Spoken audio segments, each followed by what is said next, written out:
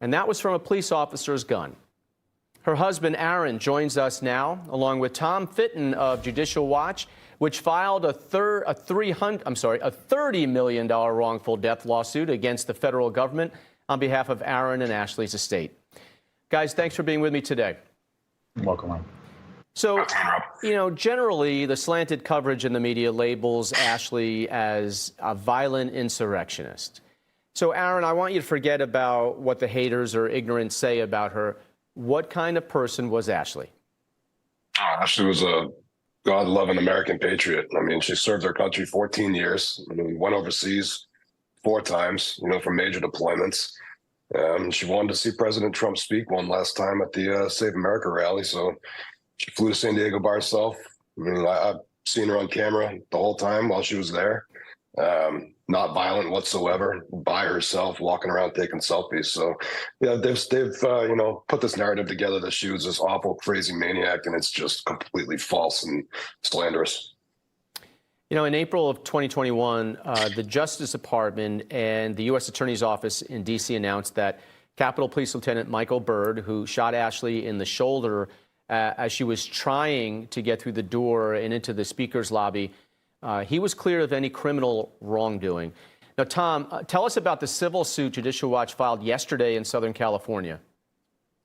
Well, our lawyers put together a powerful complaint on behalf of Aaron and Ashli's estate that highlight that she was subject to an unlawful shooting. There was one homicide that day, and it was of Ashli Babbitt by Lieutenant Byrd's reckless, negligent shooting death of her. And the idea that the Justice Department would look at this and say, well, there's not enough here to pursue him, and then the Capitol Hill Police would then look at it and do nothing administratively, to me is the scandal of January 6th.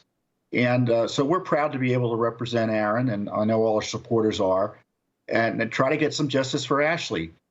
She was, it looks like, based on the video, in a terrible spot there, and there was no good reason to shoot her. It broke virtually every rule in the book in terms of police shootings. And the idea that all of establishment Washington would just walk by and pretend that death was not improper, simply because of politics, to me, is so corrupt.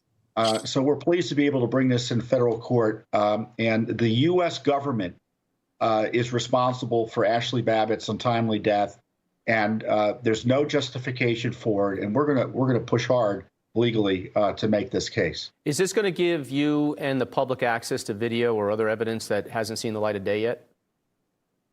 Well, that would be a little bit off because we just filed the lawsuit. So, there'd have to be a lot of green lights from the court in order to begin discovery there.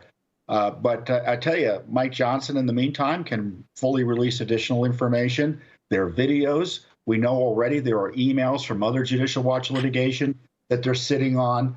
I tell you, Congress needs to own up for the fact that their police force was poorly managed, negligent in allowing this shooting to take place. They're responsible. Aaron, let me ask you this. What do they not know about that day that you want known? For instance, in one of the things in the Judicial Watch lawsuit, it says that Ashli entered the Senate side of the building and was directed by a police officer to the House chamber, or just personally why she went to the Capitol in the first place, and what made her go into the building. Anything like that. What do you want people to know about that day? I mean, it's kind of hard for me to speak on, what somebody else is thinking, Rob. I mean, she left the speech, walked down with however many people, some say 1 million, some say 300,000, walked down to the Capitol. And, it was a good hour after people had already started going in there. So, I mean, she went in with the crowd. But I can't speak to, what her thoughts were or what was going on. I just know that she was in there extremely peacefully with a whole bunch of other people. Well, Aaron, our prayers go out to Ashli. And I don't care where you are on this side of the argument, if we're going to have an argument about it. A person died, and we should reflect on that. And Tom Fitton, thank you for joining us today. You're welcome, Rob. Thank you. Happy New Year. You too.